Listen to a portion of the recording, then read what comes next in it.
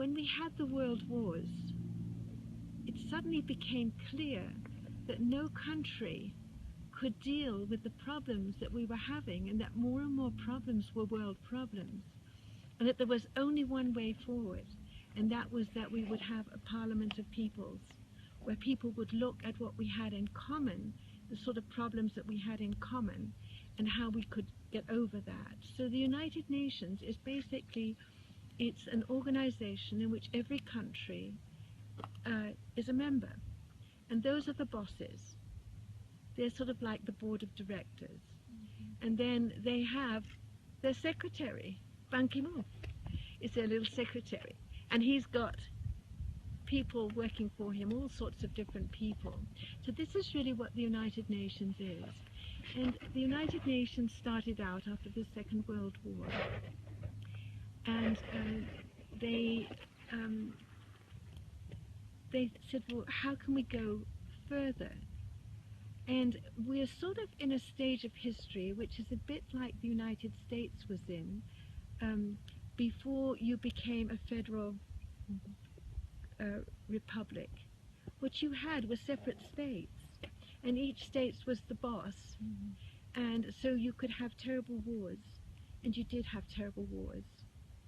And then when the federal government took over, you had a togetherness, and there was just one law. And now you can't see Alabama fighting Mississippi. You know, that's not going to happen. There'll be little rivalries. But where we are right now in the world is that we have, you know, 193 countries, perhaps a few more, and they're all part of the United Nations, and they're all finding all sorts of problems. And initially, after the First World War, they said, we're never ever going to do this. We're here together in San Francisco, where they started, and to save succeeding generations from the scourge of war. And basically our job is to help the world develop out of poverty, and to keep the peace and make the peace. So we went into the dark ages of, you know, of the Cold War.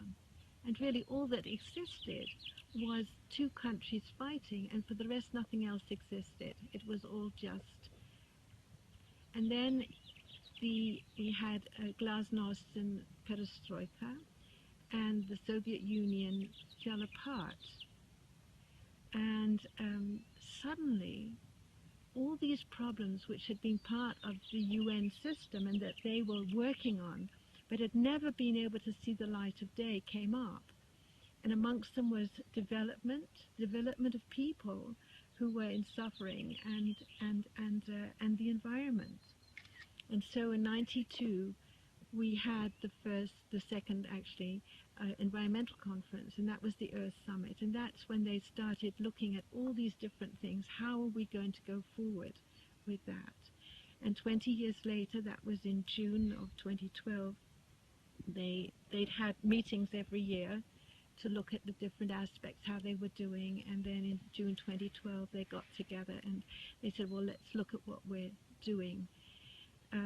I told the friends that we were with just a couple of nights ago that that the negotiations between the countries were very difficult in June 2012, and so basically they came out with the world we want, but they couldn't really make any decisions, except for Colombia and Guatemala got up and they said, look, we've got to find some goals that we're going to meet, because we're not going to make it. Our world, there are about 9 different types of planetary boundaries which scientists know exist and that we cannot transgress, and 7 of them they can actually measure. And we're basically on the cusp or have exceeded the climate change, biodiversity, and the phosphorus nitrogen cycle. And there we're sort of out of balance. So we've got to a point where those systems are no longer reliable. They're in balance, out of whack with each other. And so what happens is when a system is on the verge of changing,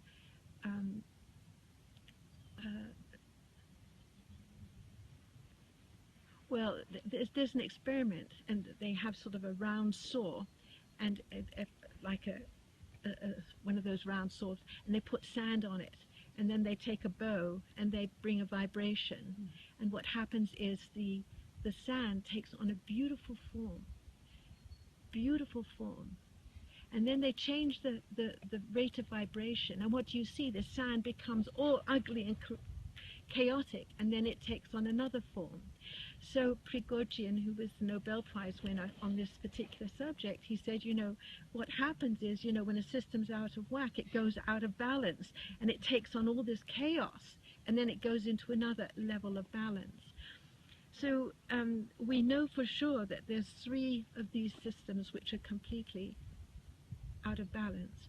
But all these systems are tied together, whether it's nature, whether it's the oceans, whether it's the cycle of the weather, whether it is the various animals that interrelate with each other and survive because they provide habitat and food for each other, or whether they're humans. And in the human society, they're out of whack, but humans are into all the time affecting nature in all its forms, but they're also affecting each other. And we have we have discrimination against women, against the primitive peoples, against children, against older people, against anybody who's any different. And we have all these types of different forms in which we're fighting each other.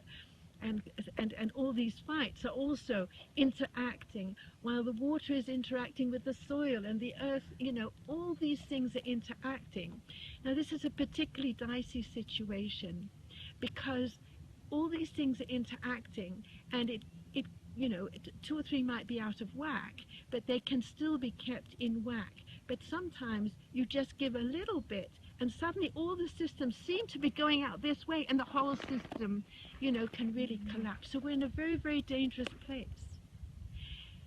And so in June 2012, it was a terrifying moment, because we could not get ahead with the negotiations.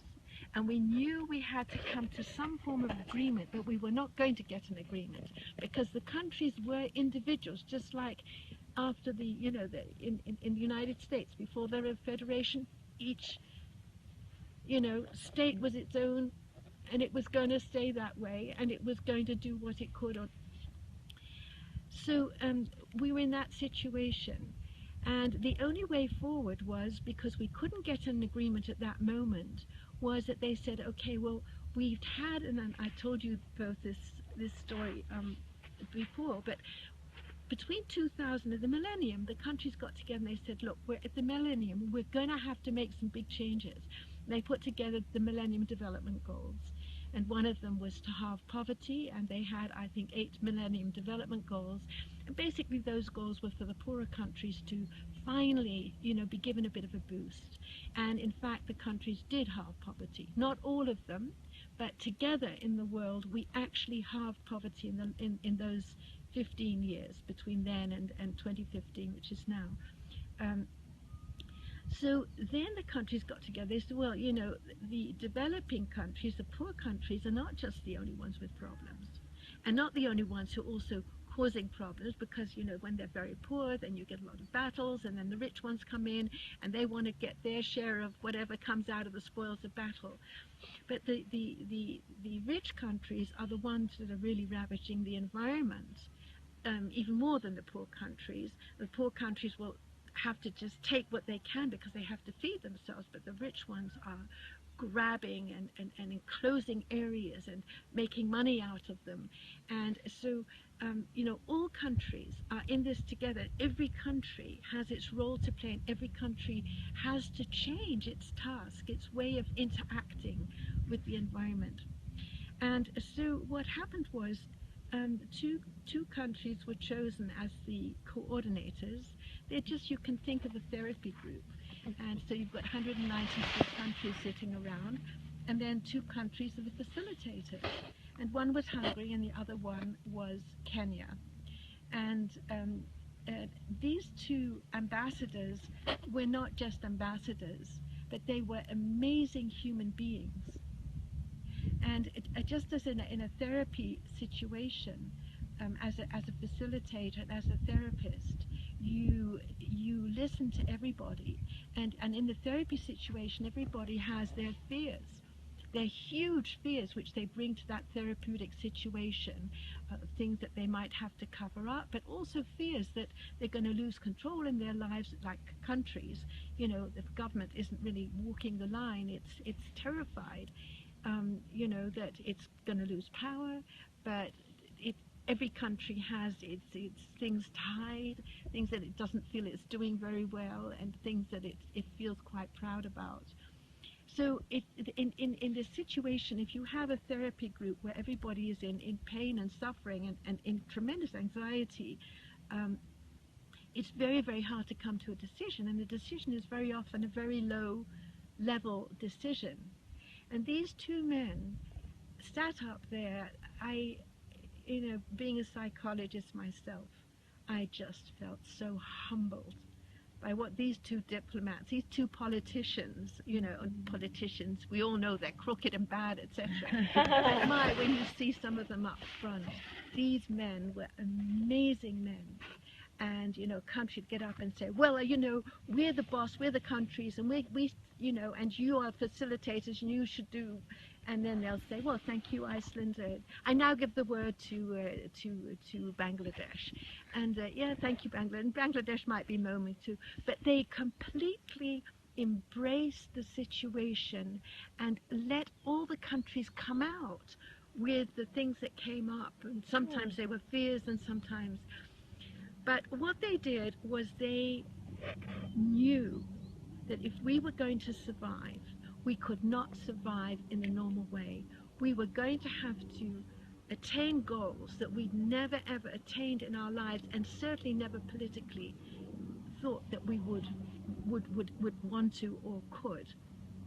And that we were going to have to keep our eye on the ball. And for 18 months, they brought in more and more topics. We knew many of the topics that had to be dealt with, the forests and the waters, clean drinking water, sanitation. We knew all those things that they had to be dealt with. And they started to look at what had to happen in each of those situations. And they brought experts in, and these experts would speak.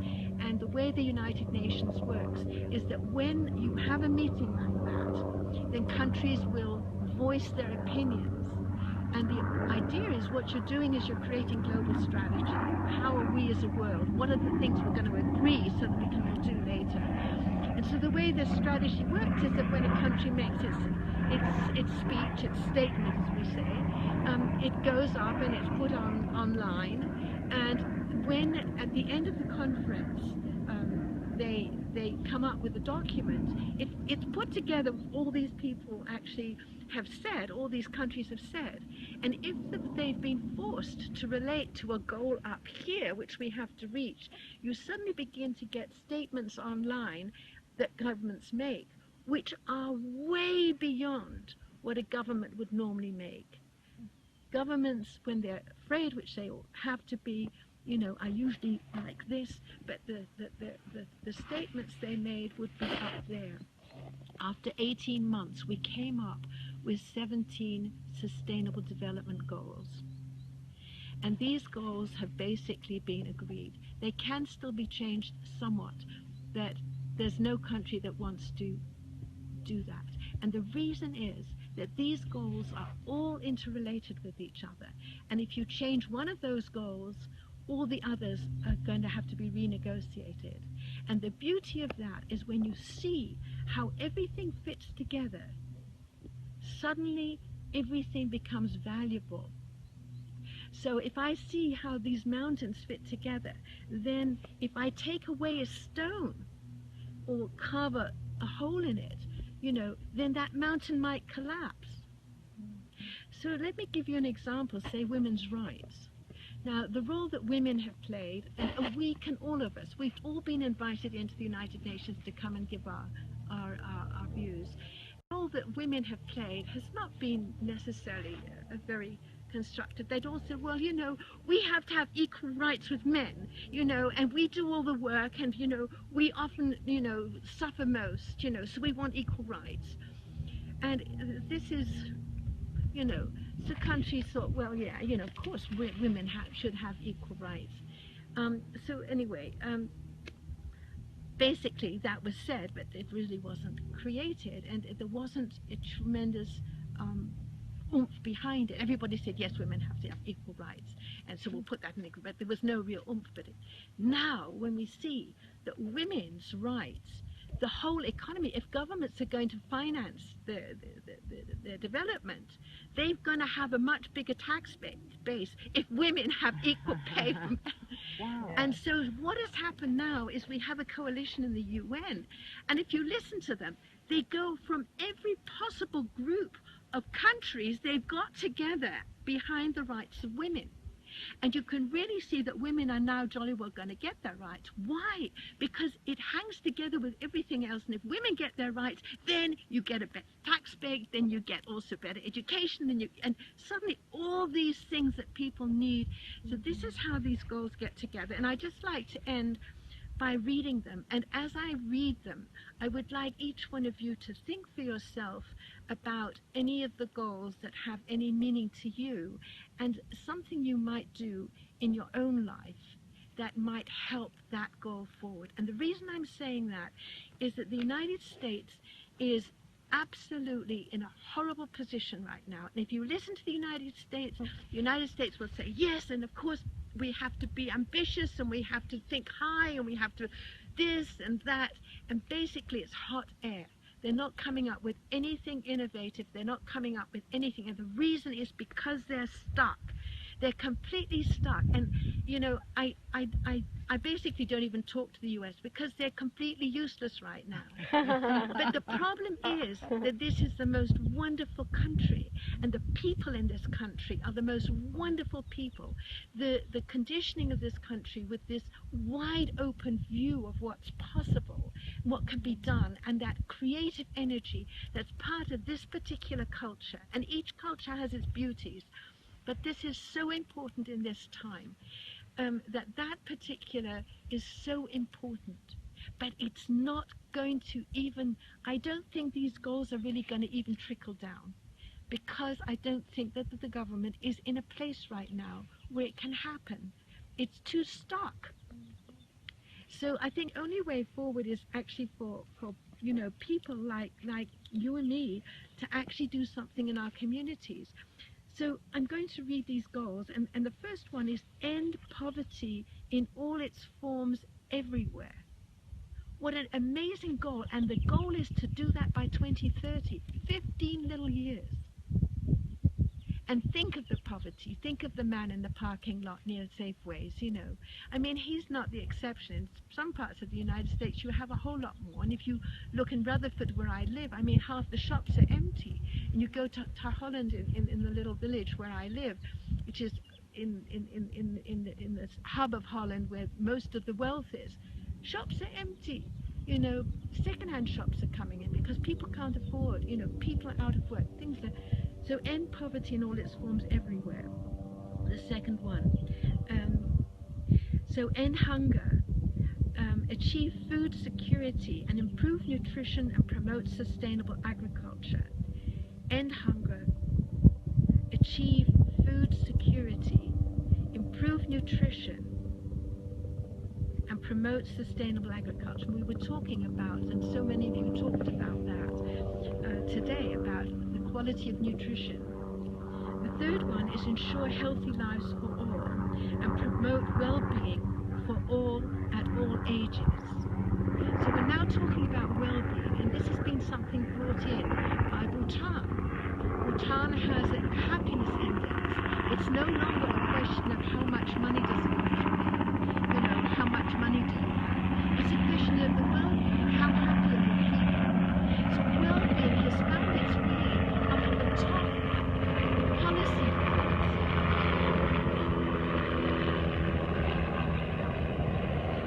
So ensure inclusive and equitable quality education, and promote lifelong learning opportunities for all. So we don't stop at high school. We don't just get the facts, the 3 R's, but lifelong learning, that's where it's at. And that means each of us developing. And that brings us back to the human rights. Our basic right as a human being, acknowledged by all countries, is not just the right for the 3 R's, reading, writing, and arithmetic, but it's the right to develop. And in those days, they didn't have our present psychological jargon, but it was to develop the human personality, the full human personality. And basically, if we translate that into our more new age thinking, it's basically allow each human being to come from their uniqueness and to grow and develop in that way. So achieve gender equality and empower women and girls. The 6th one is ensure availability and sustainable use of water and sanitation for all. So water is a huge problem. We haven't yet tipped the balance on the water issue, but it's something which wars are going to be fought over.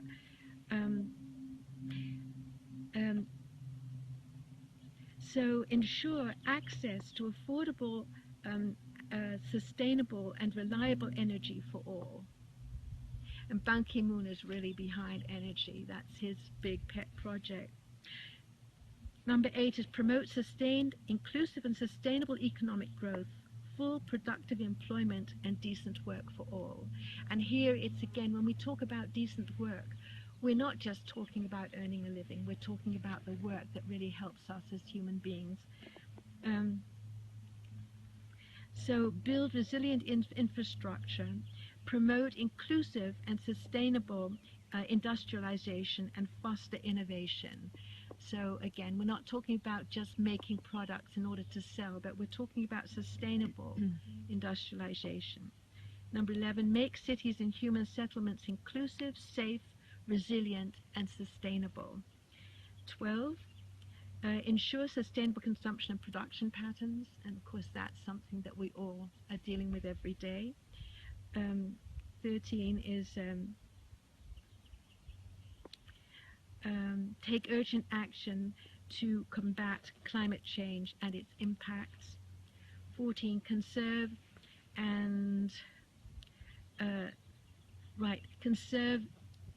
and promote sustainable use of oceans, seas, and marine resources. And these are really dwindling right now. It's terrible shape, the oceans.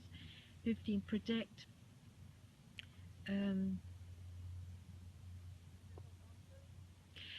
protect, restore, and promote sustainable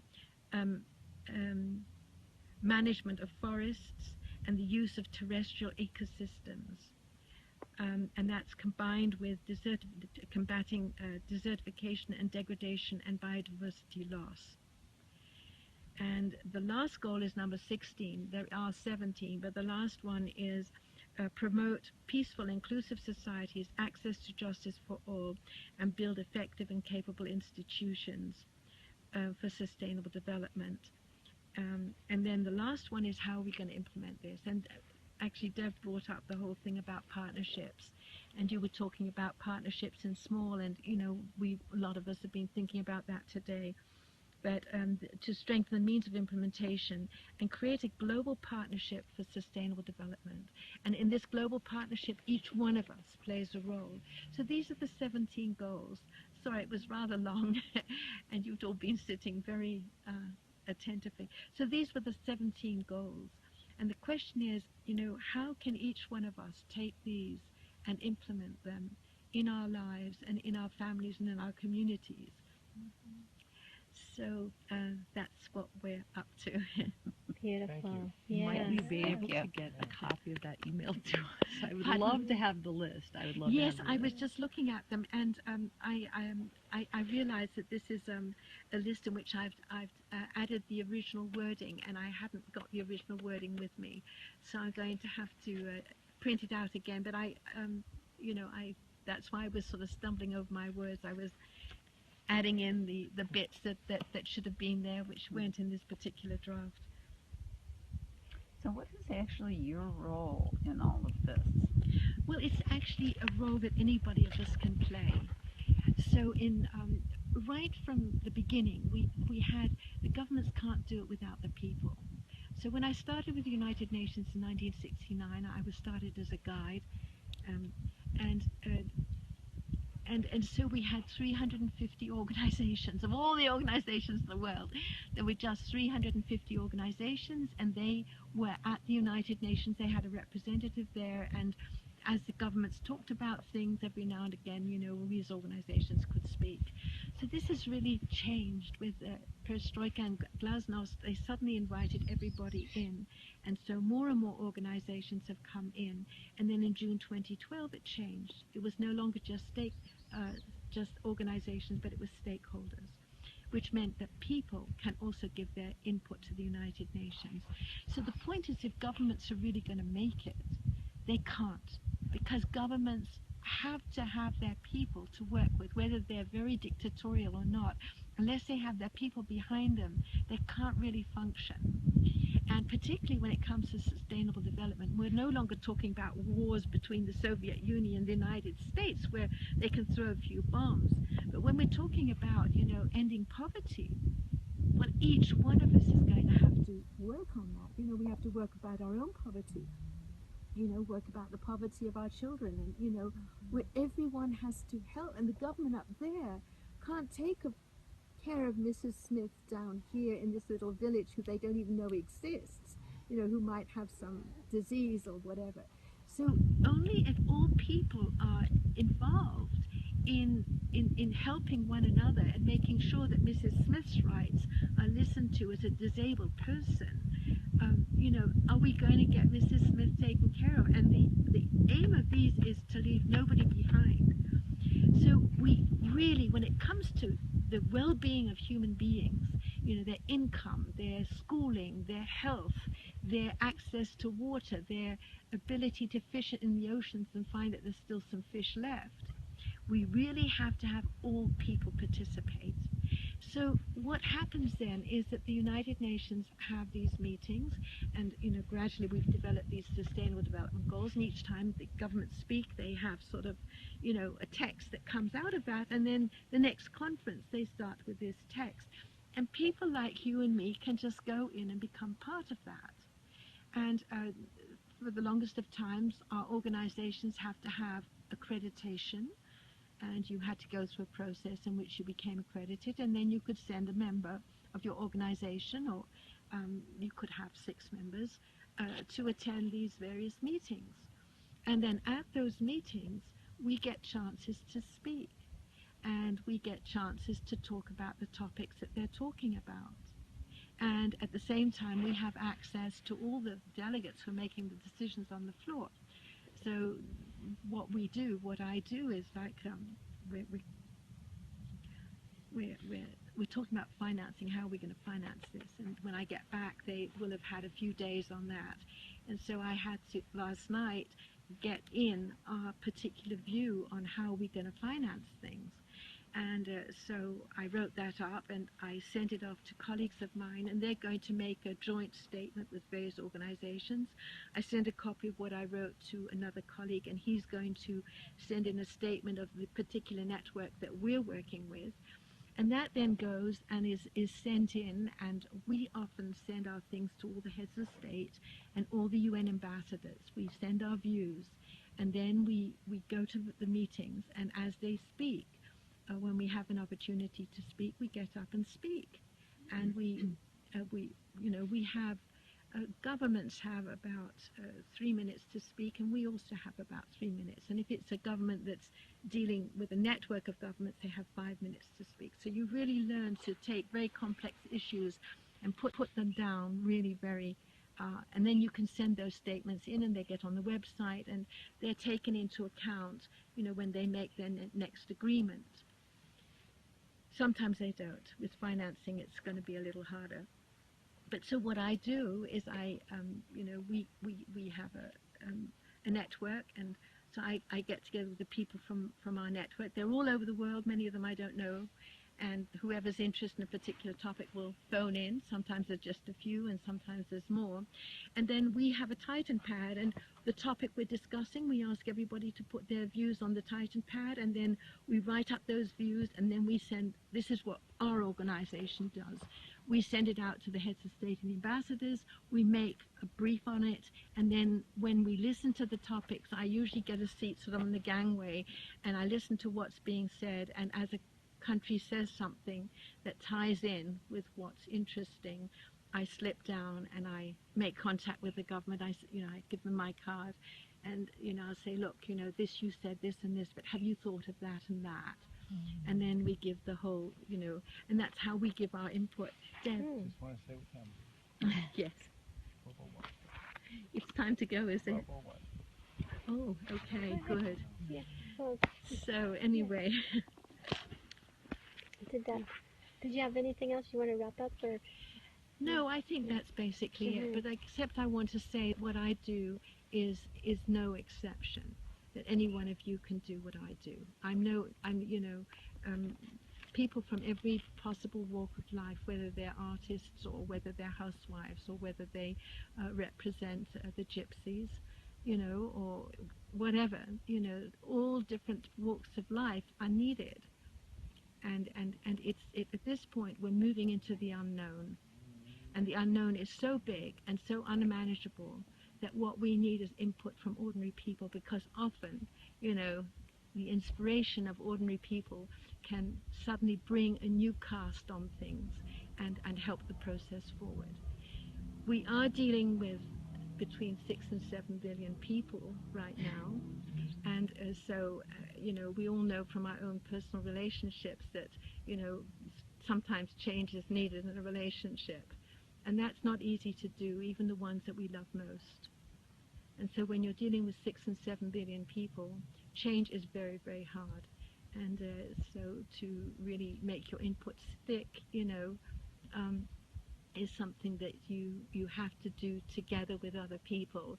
And then you just, hopefully it comes from many different directions, the things that you want to bring in, and that then change takes place. My own impression is right now that at the top political levels, we've reached a tipping point. And I really believe, I'm not an optimist, and I don't, I don't live on hope. I don't act from fear or hope. That's just, it doesn't work. You just have to do what you have to do. But if I had to say something, I've never felt this way in all the years that I started in '69 with the UN. I've never felt this way, but I feel that if a tipping point is reached, I think it's being reached right now. But we have to get ordinary people like myself and yourselves, acting in our everyday lives. So, Thank you.